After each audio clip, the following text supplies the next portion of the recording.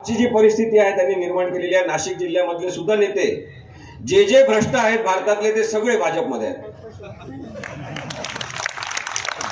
आणि आता आपल्याला लक्षात येते की काँग्रेस मुक्त भारत करता करता आज भाजप काँग्रेस मुक्त झालेला आहे। हे सगळ्यात मोठं यांचं दुखणं ठरणार आहे। लक्षात,